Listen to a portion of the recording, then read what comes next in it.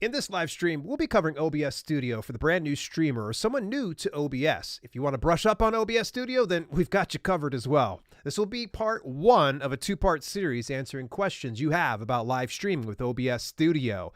In the meantime, if you could do us a huge favor, take a look at a really awesome offer from one of our favorite companies in Restream. In fact, we're using Restream right this minute. We're broadcasting over to YouTube, Facebook, LinkedIn, Twitch, Twitter, and beyond. So you want to get yourself free access right away? Go over to livestreamingtech.com/restream and also subscribe so you don't miss out on some of the greatest tech and software that is used for live streaming on any platform, be it Twitch, YouTube, Facebook, and beyond. Without any further ado, Walt is going to show us the very basics that you're going to need for using open broadcasting software. Walt, take it away.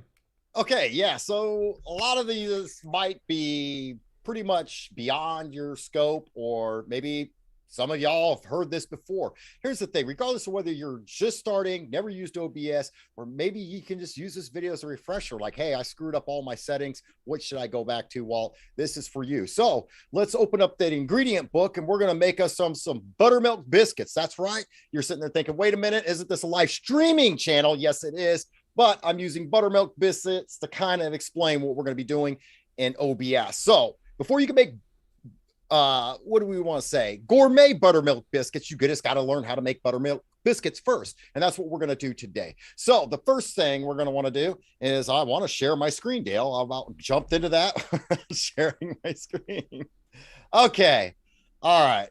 Now got to move that. Sorry. All right. So the first thing we want to do is I am starting with a clean slate. Notice I don't have any scene setup, no sources, no audio mixers, this and that. I am using the 27.1.3 64-bit version of OBS. Yes, Dale, you're probably wondering, hey, wait a minute, this looks a little bit different than yours because the fact that you have your plugins and all that kind of stuff. I just basically have the stripped down version. This is basically how you would see it if you just did a fresh, clean install on this. So let's go ahead and jump back into this, and we're going to go into settings. This is what we're going to focus on today because we're going to cover what you need to get started streaming. That's right. So the first one we're going to go to is we're going to go to video. We're going to skip all the way down. We're jumped on to here. General, you got stream, output, audio, then there's video. Click on that. Okay, let me explain. There's two things. This is a lot of newbies get tripped up on this, and it's a fair question to ask, but a lot of people want to know, what are the difference between base resolution and output resolution? Think about it this way. Base resolution is what you see as the streamer.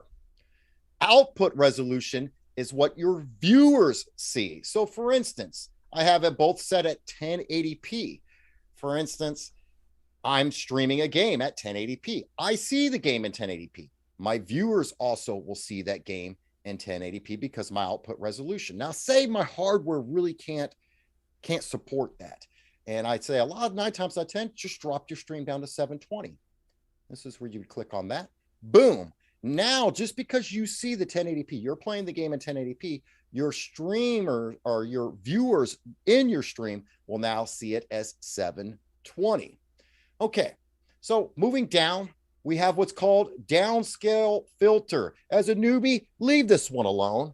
I've had a lot of people ask this. They say, well, you know, Walt, what's the difference between bicubic and what's the other one? Let's see here. So we have bilinear, Lancros. So here's the thing. A lot of people have the misconception of thinking more is better. So they go, I'm going to go with the Lancos or whatever, Lancos, however you want to pronounce it, because it says it has a sharpening scale and there's 36 samples or whatever. Yes, but here's the thing. Once you sharpen that image up, you're going to have a lot of ghosting effects. A lot of weird stuff goes on. Bicubic will do you just fine. Now, here's the thing. Some people will say, well, if I go bilinear because I'm running off of a cheap, slow laptop, yes, this may work, but the makeup that you're going to have, what you're freeing up as far as hardware, it really isn't going to make that big of a difference. So you might as well just run as bicubic. So just take this as a strong word of advice. Just don't mess with it. Common FPS value. This is your frame rates per second.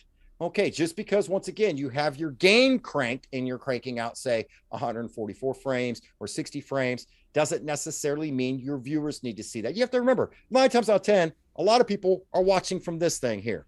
So they don't care whether it's in 1080p or 4K or you're running 60 frames a second. They're watching most likely from their mobile device, or they have you on their secondary monitor as they're playing along with you. So most likely that's going to be the trash monitor anyways. So once again, keep that at 30 frames a second. That's pretty much all you need to know. Let's go ahead and switch this back to 1080p. Hit apply, hit OK. So that closes that out. We can go back into settings though, because I want to show you more. All right, next one is output. Dale, this is the one you like. Now, for today, I'm going to show you that there's 2 output modes, but we're only going to be covering one. Next week, we'll be covering more of the advanced. That's where Dale likes to get into that kind of stuff. And we're going to bring him more into that conversation. Oh, yeah. You still there, Dale? You awake? I'm still there. Okay, output mode. We have simple and we have it advanced. Today, we're keeping it on simple. Video bitrate. This is how much you are going to be uploading to whatever platform, whether it be Twitch, YouTube, Facebook, so on and so forth. So obviously just looking at what it's preset at 6,000 kilobits per second, that's 6 megabits per second. I better have that as far as my upload speed. How do we check that, Dale? Oh, it's easy. Speedtest.org or .net, one of the two. I can't remember. That's it. You just open up a browser and you do a simple speed test. Don't necessarily focus on the download. Everyone likes to see those big numbers on the download. It's all about upload when it comes to live streaming. So if I was going to go live on, say, Facebook, I would want to drop this bad boy down to 4,000 kilobits per second. Now, here's a strong Walt recommendation. If you are brand new to OBS or brand new to streaming, or you just started, maybe you're only 6 months into it, drop that video bit rate down to 4,000 kilobits per second and see if it changes the quality any. I would guess to say if you have it cranked to 10 or maybe 6 and you drop it down to 4, you're not going to see that big of a difference on those playbacks. Have you experienced that as well, Dale? Oh, yeah. I know we used to push those numbers. We used to really push those numbers hard just to see what we get away with. And I'm telling you, usually, as long as you have that upload speed, and remember that upload speed needs to be a squeak bit more than that 4,000. So say we need 4 megabits per second, you probably want it to be about 5 megabits per second upload speed if you're running at 4,000. So say we didn't have 4 megabits, say we only had 3.5, then we would want to drop that down to 3,000 kilobits per second. Next one, encoder. Encoder is how it's going to be processed. How is it taking those images, capturing Google gobble blobbling up and sending them up? Okay, there's 2 ways, and that is X264, which is using your CPU, and then you have the NVEC. That is using your graphics card. Now, mind you, you have to have a dedicated NVIDIA graphics card. That's right, I said NVIDIA. So the AMD ones, they do have a different encoder for the AMD ones. This is the one that I'm showing you today, is the NVIDIA one. And so this is kind of a big argument. A lot of people sit there and say, you know what, just go GPU right off the rip. But here's the thing. Once again, if you do not have a dedicated graphics card, you're pretty much stuck with that 264. However, say Dale's running an i9 processor, right? And he has a 270 graphics card. It's no brainer what I would run with. I would run probably with that i9. He's going to have a little bit more overhead when it comes to resources on that i9 Intel processor than he is going to have with that 1070, or did I say 1070? Yeah, 1070 GPU NVIDIA graphics card.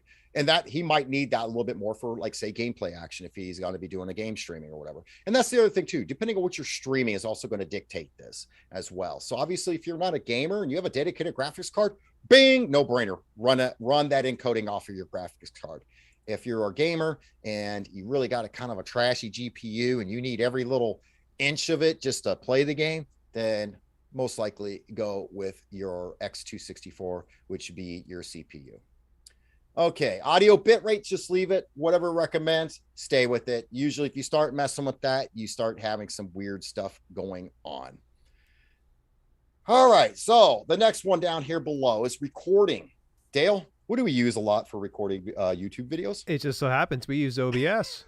Use OBS or Streamlabs OBS. Yep. Yeah, that's right. I mean, there's a lot of good third-party software out there that you can purchase. But here's the thing. OBS Studio, last time I checked, Dale, was free, 100%. So it's a no-brainer. And actually, it works quite well. It does. So there's some couple tips I have for you on this if you decide to use this to start recording instead of streaming. First off, always check your path. this is where your videos are going to be stored to. So when it records that video, it's a temporary video file. So if you send it into one folder and you stop recording and you hit that start button again and record again, guess what? Guess what it does, Dale? It goes right into that same spot now. It goes right in that same spot. It's going to record over anything you recorded previously. So you make sure whatever path it's going to, go to that path, go to that folder, rename that temporary video that you just recorded, and then record your next video. All right. Next one, recording quality, high quality, medium file size. I always recommend that. But then once again, this also is determined on your hardware. But for the most part, I'm running a pretty old system. So my thing is, if I can get away with high quality, medium file size, so can you. Now, here's one thing that I do change: recording format. I do not record in MKV.